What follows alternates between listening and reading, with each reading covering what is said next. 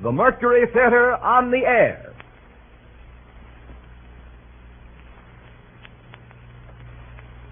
The Columbia Broadcasting System takes pleasure once again in bringing you Orson Welles and the Mercury Theater on the air in the unique summer series which signalizes radio's first presentation of a complete theatrical producing company.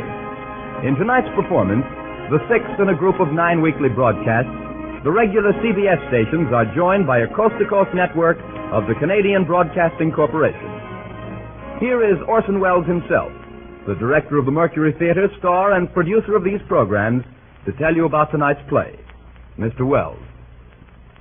Wherever you are in the world, an hour and a half from now, there will come to you through these same radio facilities the voice of the President of the United States.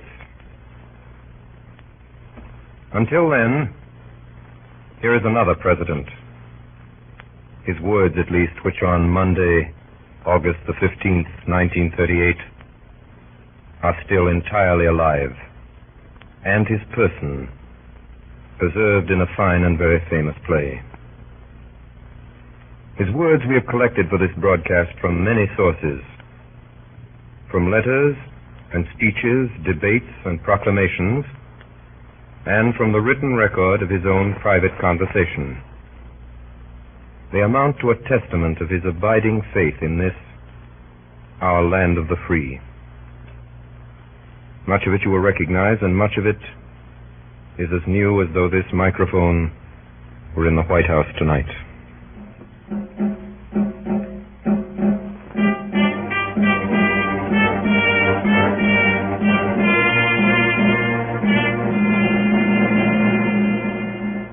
I was born February 12th, 1809, in Hardin County, Kentucky. My parents were both in Virginia, of undistinguished families, second families, perhaps I should say. My mother, who died in my 10th year, was of a family of the name of Hanks, some of whom now reside in Macon County, Illinois. My paternal grandfather emigrated from Rockingham County, Virginia, to Kentucky, where a year or two later he was killed by the Indians. When I came of age, somehow I could read, write, and cipher to the rule of 3. That was all. I have not been to school since. The little advance I now have upon this store of education I've picked up from time to time under the pressure of necessity. I was raised to farm work, which I continued till I was 22. 21, I came to New Salem, where I remained a year as a sort of clerk in a store.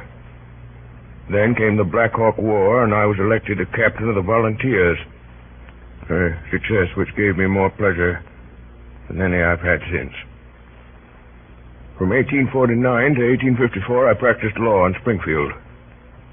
What I've done since then is pretty well known. If any personal description of me is thought desirable, it may be said I am in height 6 feet 4 inches, nearly and lean in flesh, weighing on an average 180 pounds, dark complexion with coarse black hair and gray eyes. No other marks or brands recollected. Yours truly, Abraham Lincoln.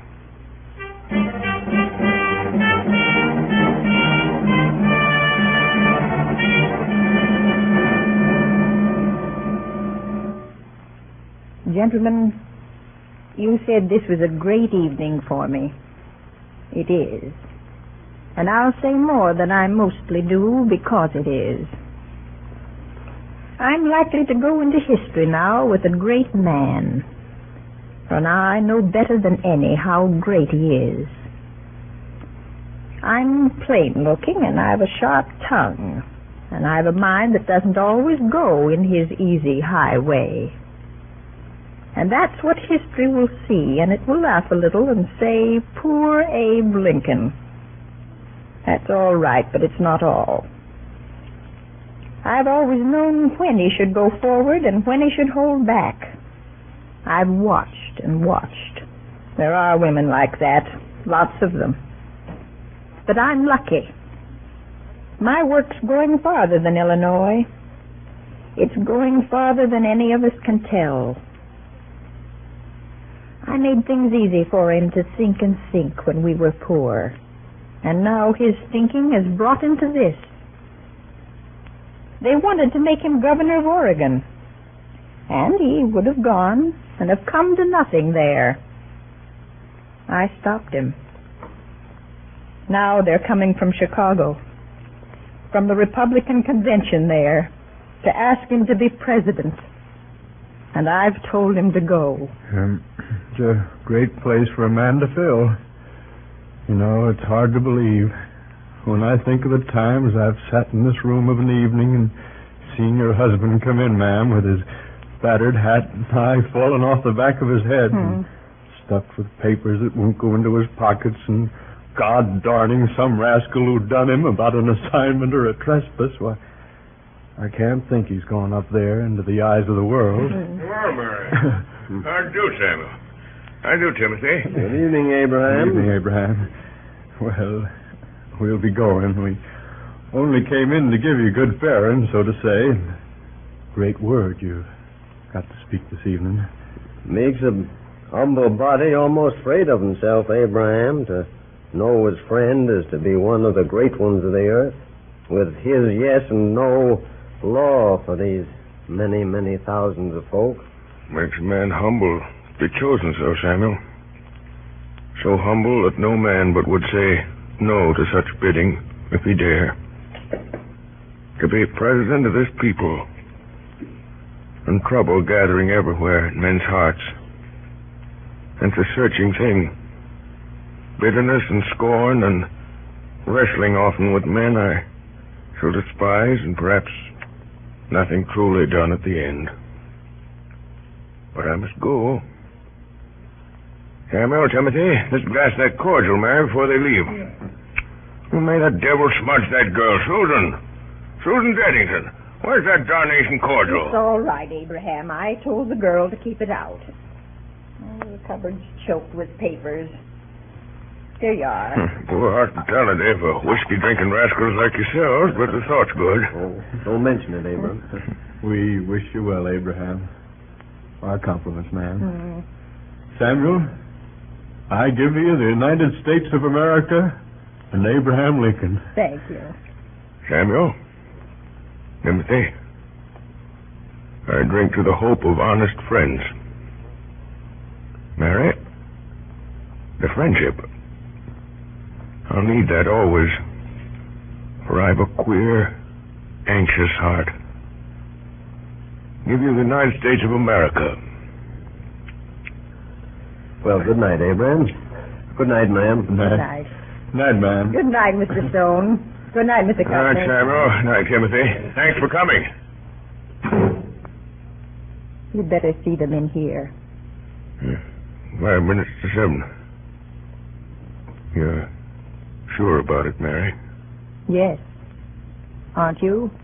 We mean to set bonds to slavery. The South will resist. They may try to break away from the Union. If the Union is set aside, America will crumble. Saving of it may mean blood. Who is to shape it all if you don't? There's nobody. I know it. Then go. Go. The gentlemen have come. I'll come to them. I'll send them in. Abraham, I believe in you.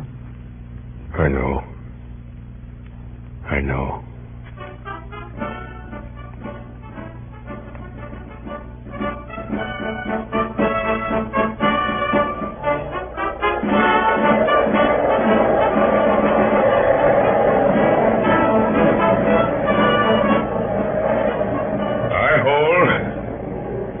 I hold that there is no reason in the world why the Negro is not entitled to all the natural rights enumerated in the Declaration of Independence. The right to life, liberty, and the pursuit of happiness. I hold that he is as much entitled to these as the white man, and the right to eat the bread without the leave of anybody else, which his own hand earns. He is my equal, and the equal of every living man.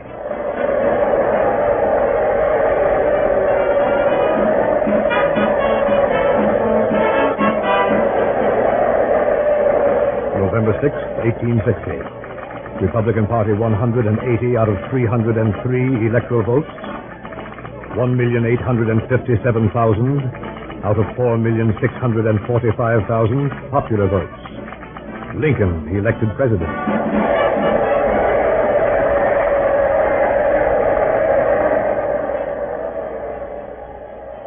Fellow citizens of the Senate and House of Representatives, this issue, the right of secession, embraces more than the fate of these United States. It presents to the whole family of men the question whether a constitutional republic or democracy, a government of the people, by the same people, can or cannot maintain its territorial integrity against its own domestic forces. It presents the question whether discontented individuals, too few in numbers to control administration, can always, upon the pretenses or arbitrarily without any pretense, break up their government and thus practically put an end to free government upon the earth. Is there, in all republics, this inherent and fatal weakness? Must the government of necessity be too strong for the liberties of its own people, or too weak to maintain its own existence? The common feeling in the South, Mr. Seward, that as Secretary of State, you are the one man here at Washington to see this thing with large imagination. I say this with no disrespect to the President. But what does his experience of great affairs of state amount to beside yours, Mr. Seward? My support of the President is, of course, unquestionable, Mr. Jennings. Oh, entirely. But how can your support be more valuable than in lending him your unequaled understanding? You understand, of course, that I can say nothing officially. These are nothing but informal suggestions. But I may tell you that I am not unsympathetic. I was sure that that would be so. Yes, come in. The President is coming up the stairs, sir. Thank you. This is unfortunate. Say nothing and go at once. Here he is. Good morning, Mr. Seward. Good morning, Miss Jennings. Good morning, Mr. President. And I am obliged to you for calling, Mr. Jennings. Good morning. Perhaps Mr. Jennings could spare me 10 minutes. Say 5 minutes. I'm anxious always for any opportunity to exchange views with our friends of the South. Much enlightenment may be gained in 5 minutes. Excuse, I beg you, Mr. Seward will allow us. By all means. Shall I leave you? Leave us, but why? I may want your support, Mr. Secretary, if we should not wholly agree. Well, Mr. Jennings, you have messages for us. Mr. Jennings, in his anxiety for peace, was merely seeking the best channel through which suggestions could be made. To whom? To the government. The head of the government is here. But, Come, sir. What is it? It's this matter of Fort Sumter, Mr. President. Yes?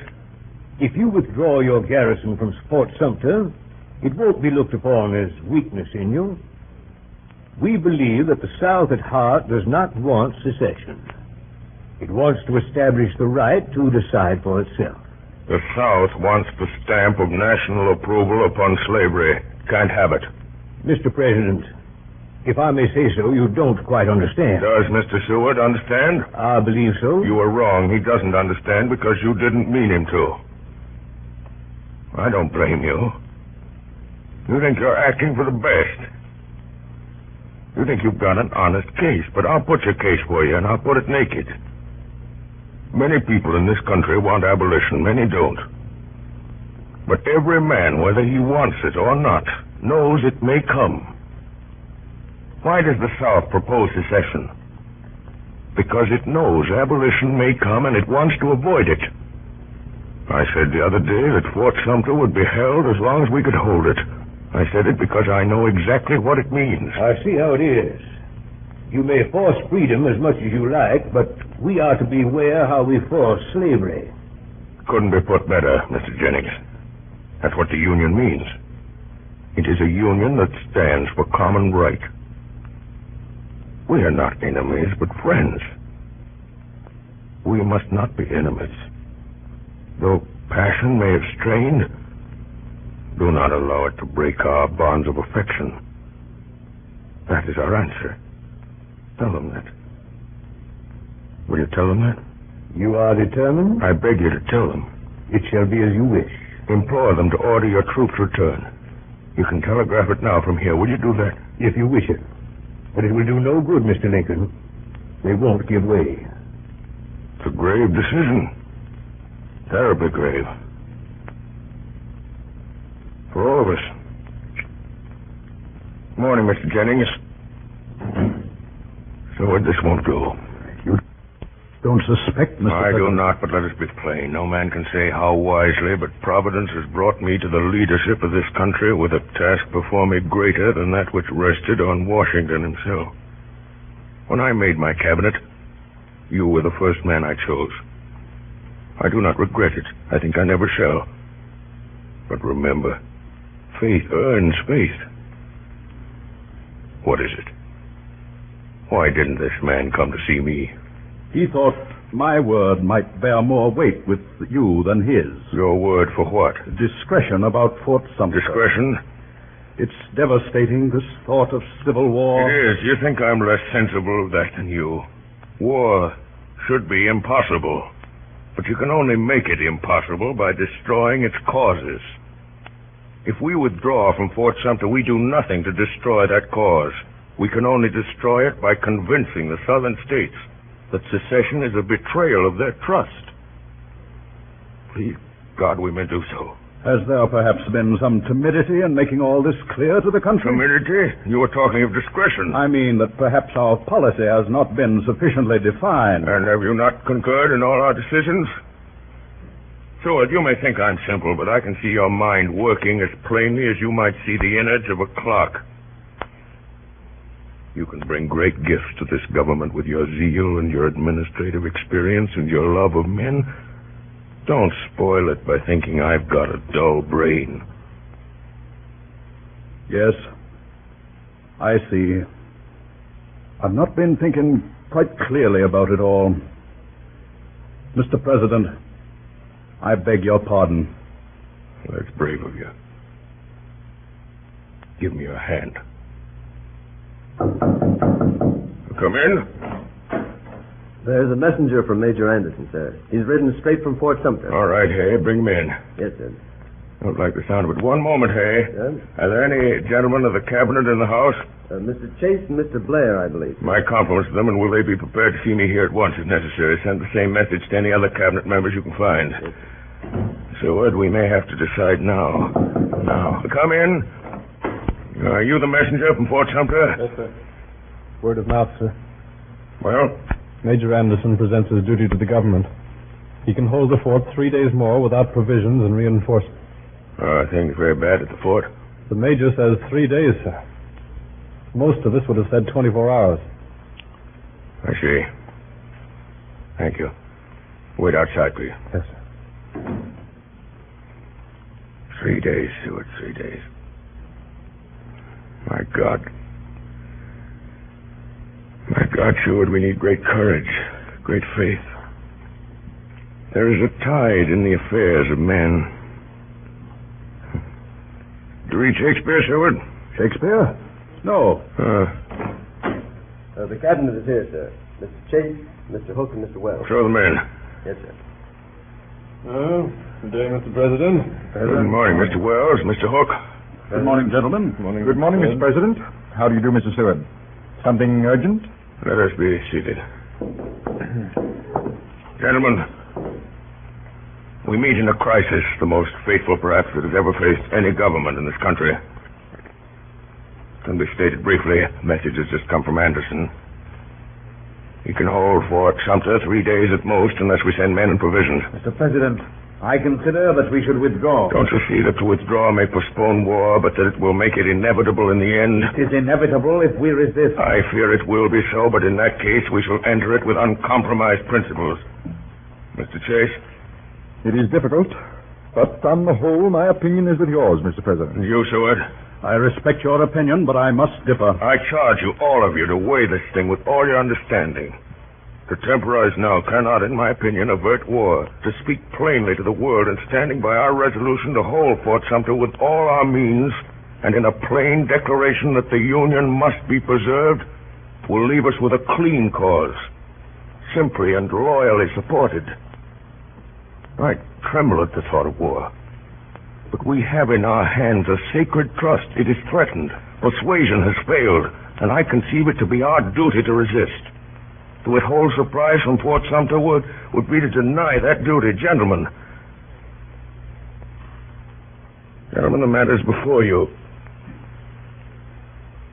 For sending men and provisions to Fort Sumter, 3. For immediate withdrawal,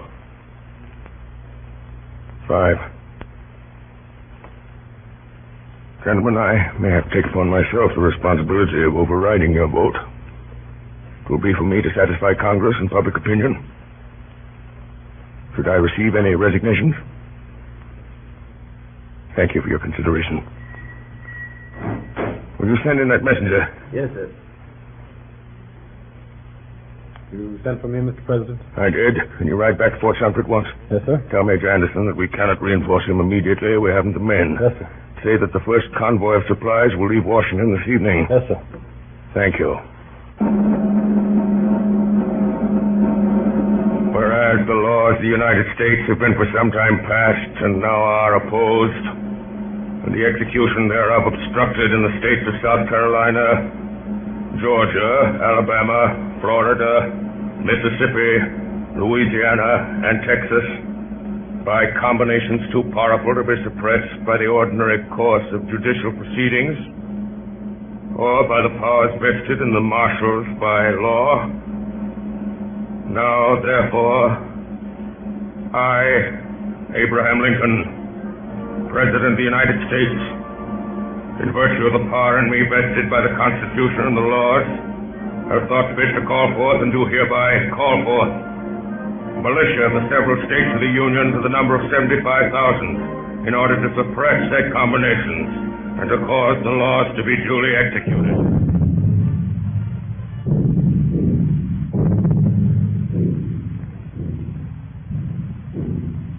You are listening to Orson Welles as Abraham Lincoln in Columbia's presentation of the Mercury Theater on the Air. The broadcast is an adaptation of John Drinkwater's Abraham Lincoln with original Lincoln speeches. The drama will continue in just a moment. This is the Columbia Broadcasting System.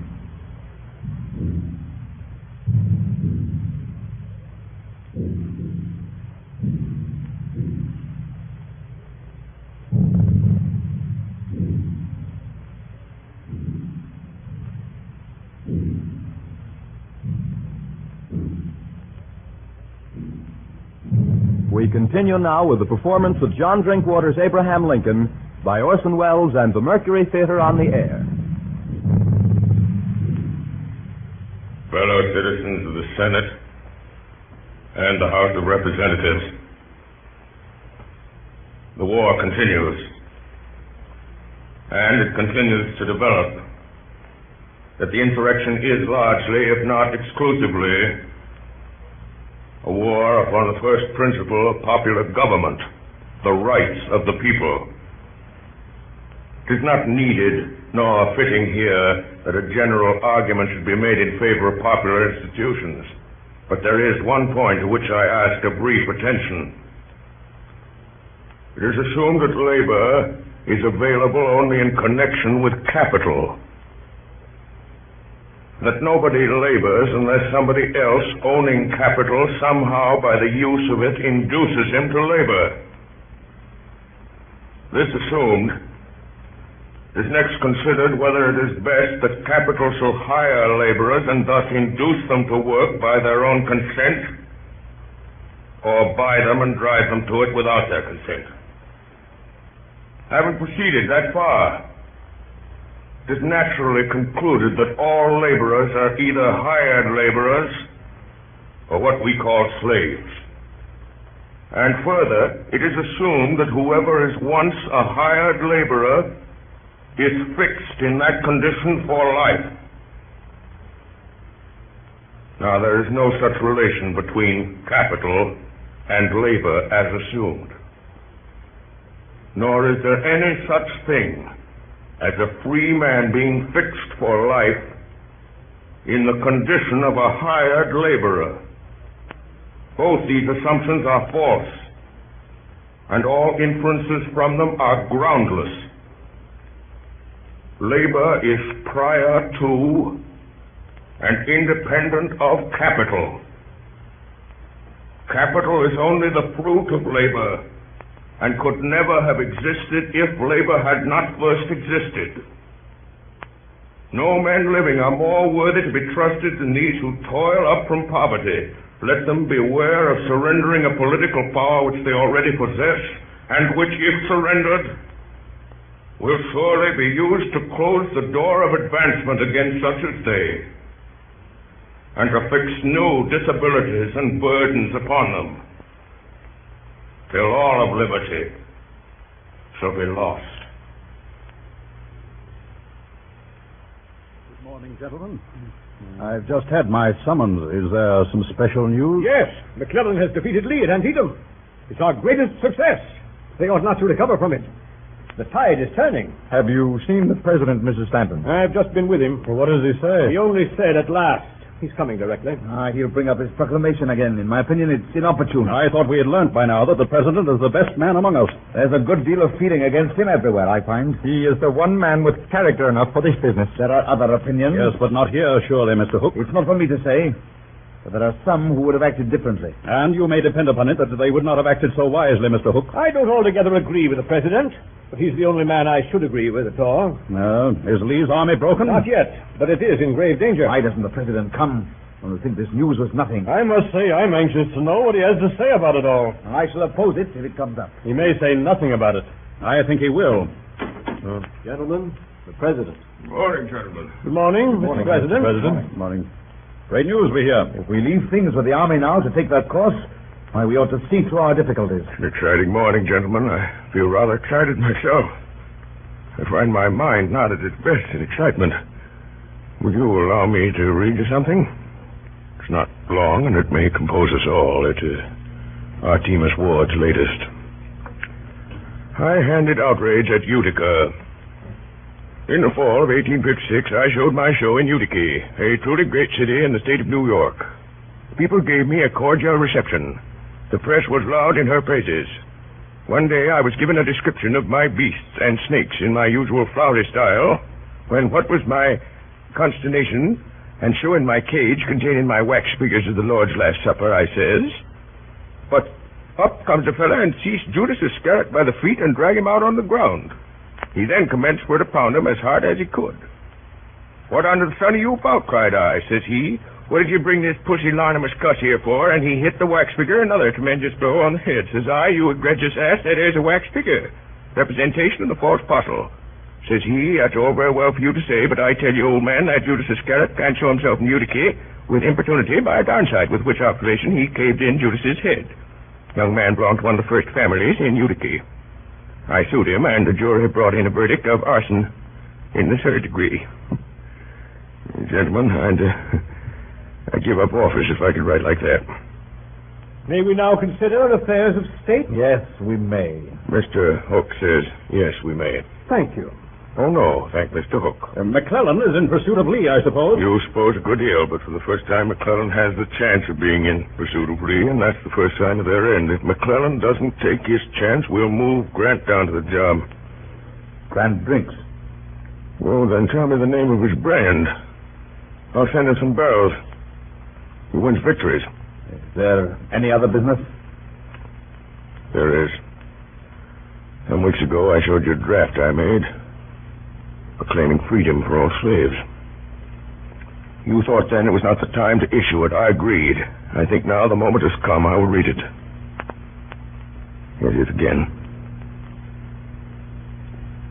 proclaimed that on the first day of January, in the year of our Lord 1863, all persons held as slaves within any state, the people whereof shall then be in rebellion against the United States, shall be then, thenceforward, and forever free. I must oppose the issue of such a proclamation at this moment in the most unqualified terms. I do not quite understand, Mr. President, why you think this the precise moment. Believe me, gentlemen, I have considered this matter with all the earnestness and understanding of which I am capable. But when the New York Tribune urged you to come forward with a clear declaration 6 months ago, you rebuked them. Because I thought the occasion not the right one. My duty, it has seemed to me, has been to be loyal to a principle and not to betray it by expressing in action at the wrong time. That is why I conceive statesmanship. For long now, I've had two fixed resolves: to preserve the Union and to abolish slavery. How to preserve the Union, I was always clear. And more than 2 years of bitterness have not dulled my vision. We have fought for the Union, and we are now winning for the Union. With that victory and a vindicated Union will come abolition. I made the promise to myself and to my Maker. The rebel army is now driven out, and I'm going to fulfill that promise. I do not wish your advice about the main matter, but that I've determined for myself. This is, I say, without intending anything but respect for any one of you. But I beg you to stand with me in this thing. Well, in my opinion, it's altogether too impetuous. One other observation I will make. I know very well that others might in this matter, as in others, do better than I can. And if I was satisfied that the public confidence was more fully possessed by any one of them than by me, and knew of any constitutional way in which he could be put in my place, he should have it. I would gladly yield it to him. But though I cannot claim undivided confidence, I do know that all things considered, any other person has more. This I do not know, and moreover this may be, there is no way in which I can have any other man put where I am. I am here. I must do the best I can and bear the responsibility of taking the course which I feel I ought to take. Could this be left over for a short time for consideration? I feel that we should remember that our only public cause at the moment is the preservation of the Union. I entirely agree with Wells. Gentlemen, we cannot escape history. We of this administration will be remembered in spite of ourselves. In giving freedom to the slave, we assure freedom to the free. We shall nobly save or meanly lose the last best hope on earth. I shall sign this proclamation now. Excuse me, gentlemen. For we, thenceforward and forever, free. Gentlemen, I pray for your support. Good day. Good day, sir. Good day. Good day, Mr. President. Hook. Yes, Mr. President. Hook, will you stay a moment? Yes, Mr. President. Hook, one cannot help hearing things. I beg your pardon? Hook, there's a way some people have when a man says a disagreeable thing of asking him to repeat it, hoping to embarrass him. It's often effective, but I'm not easily embarrassed. I said one cannot help hearing things. And I do not understand what you mean, Mr. President. Come, Hook, we're alone. Lincoln is a good enough name, and I think you understand. How should I? Then plainly there are intrigues going on. Against the government? No. In it. Against me. Well, criticism, perhaps. To what end? To better my ways? I presume that might be the purpose. Then why am I not told what it is? I imagine it's natural compulsion. Or ambition? What do you mean? Hook, you've been bitten by the White House bug. You think you ought to be in my place. You're well You informed. cannot imagine why everyone does not see that you ought to be in my place. By what right you say that? Is it not true? You take me unprepared. You have me at a disadvantage. You speak as a very scrupulous man, Hook. You question my honor? As you will. Then I resign. As a protest against Your suspicion. this false. Very well. I'll be frank. I mistrust your judgment, Mr. Lincoln. In what? Generally, you overemphasize abolition. You don't mean that. You mean that you fear possible public feeling against abolition. It must be persuaded, not forced. Besides, you have, in my opinion, failed in necessary firmness in telling the South What will be the individual penalties of rebellion? This is war. I will not allow it to become a blood feud. But we are fighting treason. We must meet it with severity. We will defeat treason. I will meet it with conciliation. It is a policy of weakness. It is a policy of faith. It is a policy of compassion. Hook, why do you plague me with these jealousies? Once before I found a member of my cabinet working behind my back, but he was disinterested and he made amends. Nobly. But Hook, you have allowed the burden of these days to sour you. I know it all. I've watched you plotting and plotting for authority, and I, who am a lonely man and sick at heart. So great is the task God has given to my hand, and so few are my days, and my deepest hunger is always for loyalty in my own house. You have withheld it from me. You have done great service in your office, but you have grown envious. Now you resign as you did once before when I came openly to you in friendship. And you think that again I shall flatter you and coax you to stay. I won't do it. Let's take you at your word. I'm content. Will you shake hands? No. I beg you to excuse me.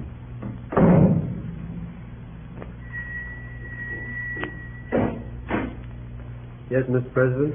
Mr. Hay. Yes, sir? Mr. Hay, I'm rather tired today. Read to me a little. Certainly, sir. The Tempest. You know the passage. Our revels now are ended. These, our actors, as I foretold you, were all spirits, and are melted into air, into thin air. And like the baseless fabric of this vision, the cloud-capped towers, the gorgeous palaces, the solemn temples, the great globe itself, yea, all which it inherit, shall dissolve, and like this insubstantial pageant faded, leave not a rack behind. We are such stuff as dreams are made on, and our little life is rounded with a sleep. We are such stuff as dreams are made on, and our little life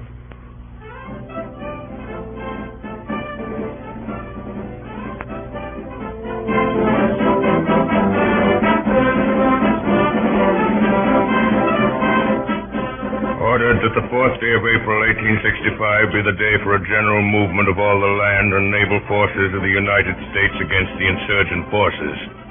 That especially the Army of the Potomac, the Army of Western Virginia, the Army near Munfordville, Kentucky, the Army and flotilla at Cairo, and a naval force in the Gulf of Mexico be ready to move on that day.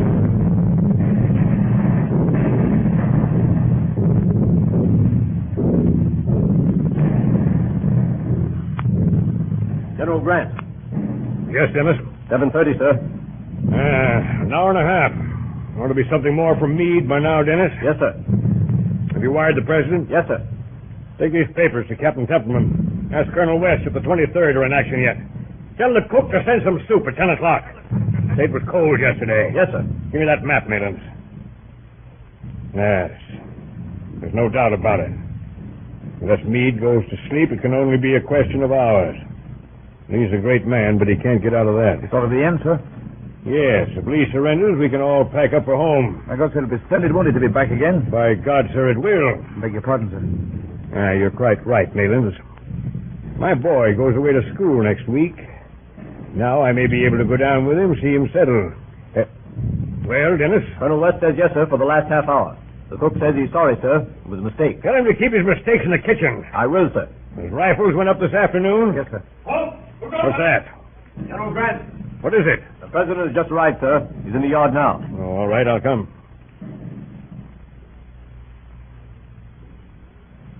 General Grant? expecting you, sir. No, I couldn't keep away. How's it going? Meade sent word an hour and a half ago that Lee was surrounded all but 2 miles, which was closing in. And not about settled, eh? Unless anything goes wrong in those 2 miles, sir. I'm expecting a further report from Meade every minute. Would there be more fighting? It'll probably mean fighting through the night, more or less. But Lee must realize it's hopeless by the morning. Dispatch, sir. Yes. General Meade, sir. Thank you. You needn't wait. Yes, they've closed the ring. Meade gives them 10 hours. Timed at 8. That's 6 o'clock in the morning. We must be merciful. Bob Lee's been a gallant fellow. Perhaps you'll look through this list, sir. I hope it's the last we shall have. It's a horrible part of the business, Grant. Any shootings? 1. Damn it, Grant, why can't you do without it? Oh, no. No, of course not. Who is it? Jim Scott said it's rather a hard case. And what is it? He's just on a heavy march, sir, and volunteered for double guard duty to relieve a sick friend. He was found asleep at his post. I was anxious to spare him, but it couldn't be done. It was a critical place at a gravely critical time. When is it to be? Tomorrow at daybreak, sir. I don't see that it'll do him any good to be shot. Where is he? In the barn, I believe, sir. Thanks. Think I'll go see him. I go with you, sir? No, thank you.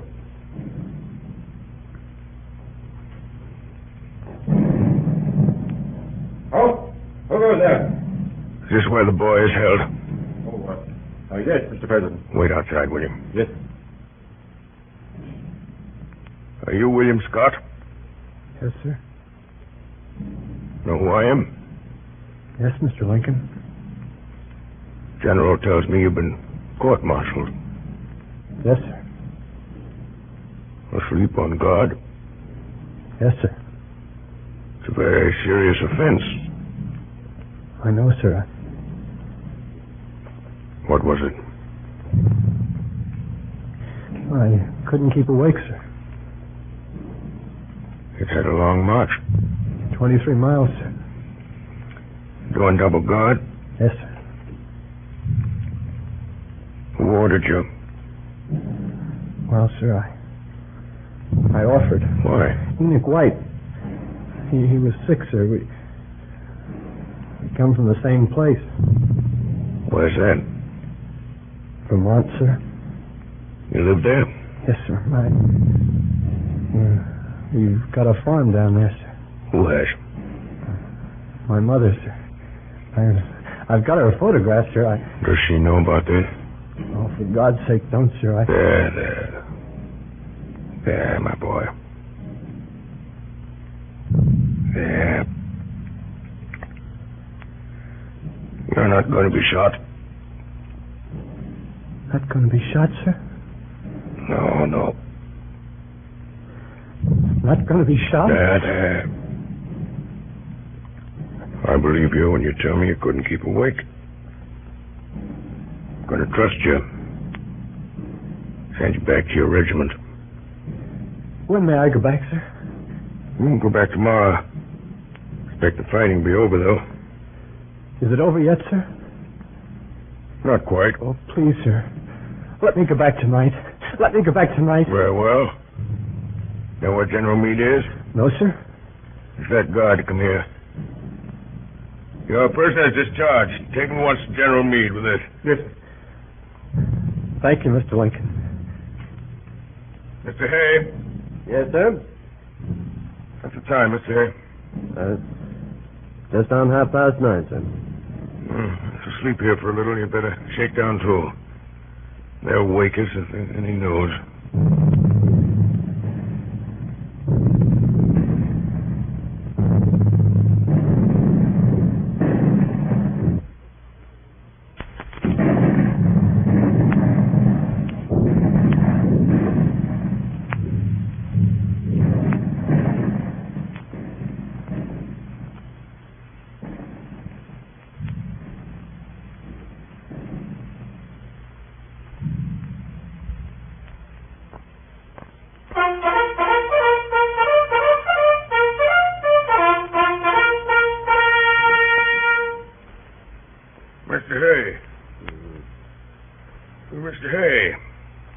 Hello. What the devil is it? I beg your pardon, Mr. Lincoln. Not at all. Slept well, hey? Well, I feel a little crumpled, sir. What's the time? 6 o'clock, sir. Listen. I don't hear anything, Mr. Lincoln. I sure did.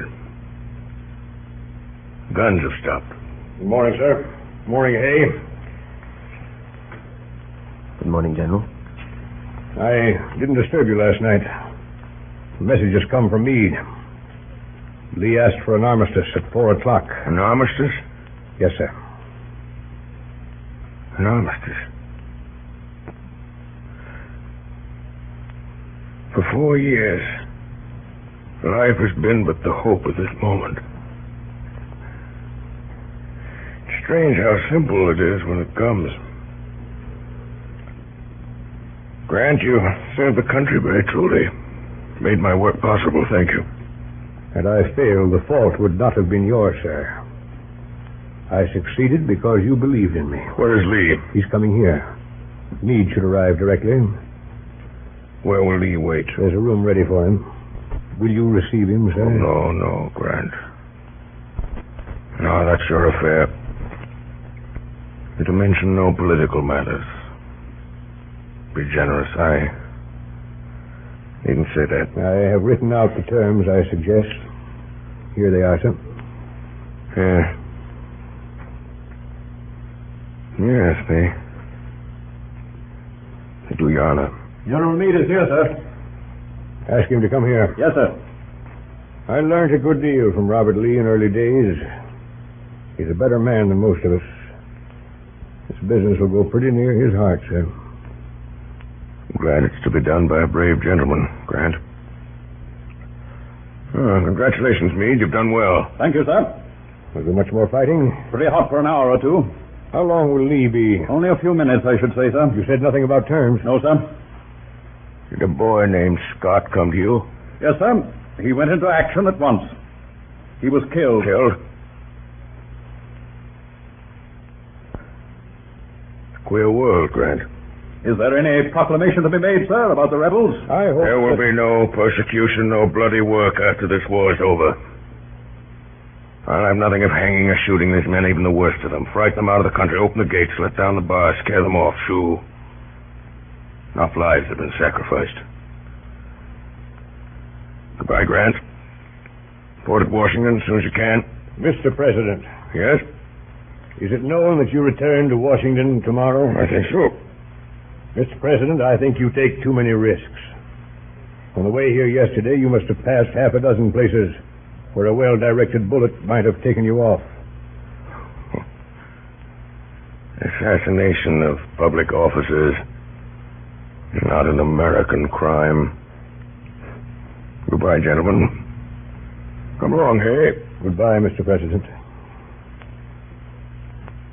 Who is with Lee? Only one of his staff, sir. Dennis, let us know directly General Lee comes. Yes, sir. Well, Meade, it's been a big job. Yes, sir. We've had courage and determination. We've had wits to beat a great soldier. I'd say that to any man. But it's Abraham Lincoln, Meade, who has kept us a great cause clean to fight for. It does a man's heart good to know he's given victory to such a man to handle. Have a drink, Meade? No?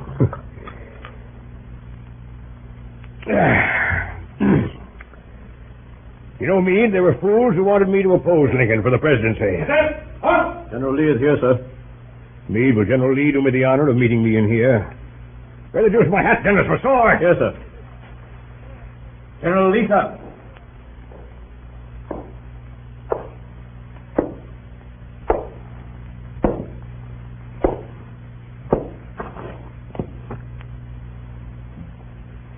Sir, you have given me occasion to be proud of my opponent. I have not spared my strength. I acknowledge its defeat. You have come, General Lee, to ask upon what terms you will accept surrender. Yes. They are simple. I hope you will not find them ungenerous. Here they are.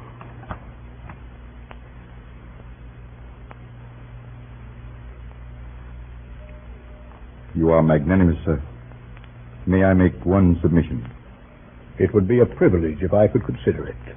You allow our officers to keep their horses, General Grant. That is gracious. Our cavalry troopers' horses also are their own. I understand. They'll be needed on the farms. It shall be done. I thank you. I accept your terms.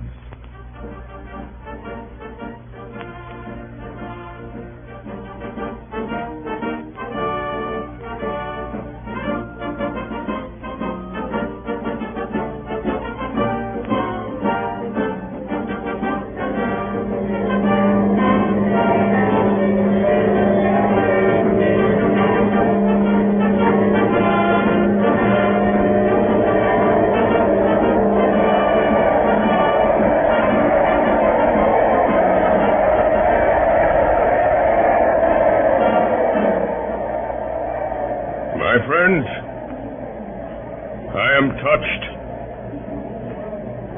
deeply touched, by this mark of your goodwill. After 4 dark and difficult years, we have achieved the great purpose for which we set out. I have but little to say at this moment. I claim not to have controlled events, but confess plainly that events have controlled me. But as events have come before me, I have seen them always with one faith. We have preserved the American Union. We have abolished a great wrong. The task of reconciliation, of setting order where there is now confusion, of bringing about a settlement at once just and merciful, and of directing the life of a reunited country into prosperous channels of goodwill and generosity, will demand all our wisdom, all our loyalty. It is the proudest hope of my life that I may be of some service in this work. With malice toward none, with charity for all, with firmness in the right, as God gives us to see the right, let us strive on to finish the work we are in, to bind up the nation's wounds, to care for him who shall have borne the battle, and for his widow and his orphan, to do all which may achieve and cherish a just and lasting peace among ourselves and with all nations.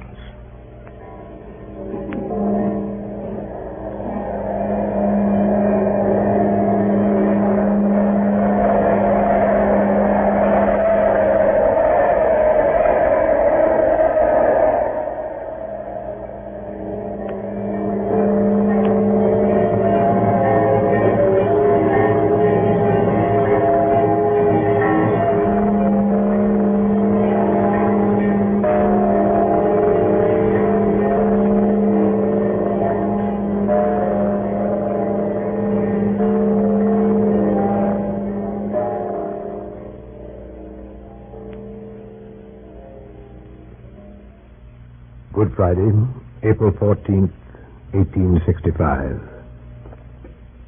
In the morning, there was a cabinet meeting at the White House. Lincoln was in a happy mood. He told Grant and the cabinet of a dream he had dreamed, which had come to him several times before. In this dream, whenever it came, he was sailing in a ship of a peculiar build, indescribable but always the same, and being borne on it with great speed toward a dark and undefined shore. He had always dreamed this before a victory. He dreamed it before Antietam, before Murfreesboro, before Gettysburg, before Vicksburg. In the afternoon, Mr. and Mrs. Lincoln drove together and he talked to her of the life they would lead back in Springfield, Illinois, when this presidency was over. That night, Mr. and Mrs. Lincoln went to Ford's Theater. The theater was crowded. Many officers returned from the war were there and eager to see Lincoln. The play was Our American Cousin. A little after 8 o'clock, Mrs. Abraham Lincoln entered the official box with her husband and their guests following. Sometime after 10 o'clock, at a point in the play which no person present could afterwards remember, a shot was heard in the theater, and Abraham Lincoln fell forward upon the front of the box, unconscious and dying. He was carried to a house near the theater. His sons and closest friends were summoned. A dismal drizzle of rain was falling as the dawn came to Washington after a night of terror. In the streets, men stood in groups discussing the tragedy. Then at 7:30, the tolling of all the church bells in the town and a hush in the streets. Lincoln was dead.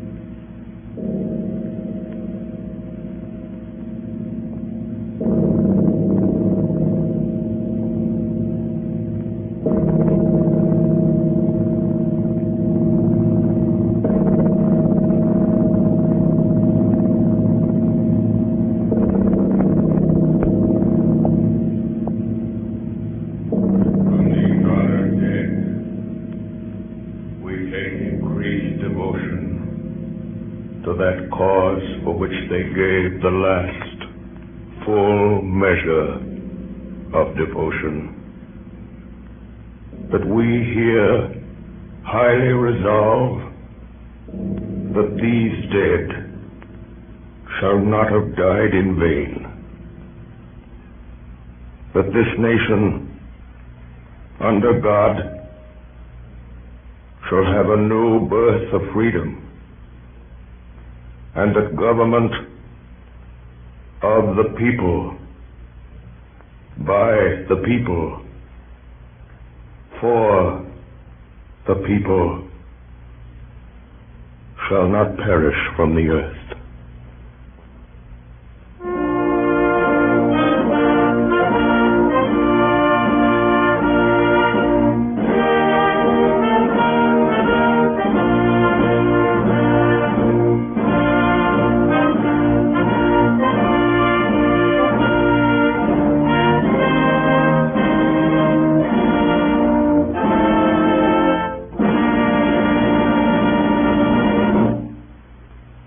Tonight, the Columbia Broadcasting System, through its affiliated stations coast to coast, and the network of the Canadian Broadcasting Corporation, has brought you a production of Abraham Lincoln by Orson Welles and the Mercury Theater on the Air.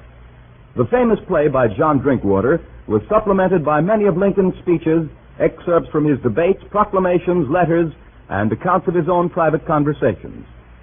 In the cast this evening were Ray Collins as General Grant, Ed Jerome as General Lee, George Coulouris as Hook, Joseph Holland as Seward, Carl Frank as Scott, Carl Swenson as Hay, William Allen as Dennis, Agnes Moorehead as Mrs. Lincoln, and Orson Welles as Abraham Lincoln. Bernard Herrmann conducted. Dan Seymour speaking. Davidson Taylor supervised for the Columbia Network.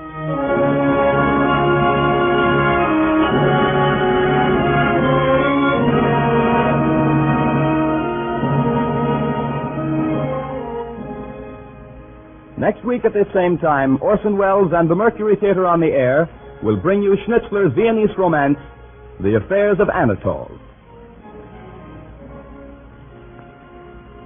This is the Columbia Broadcasting System.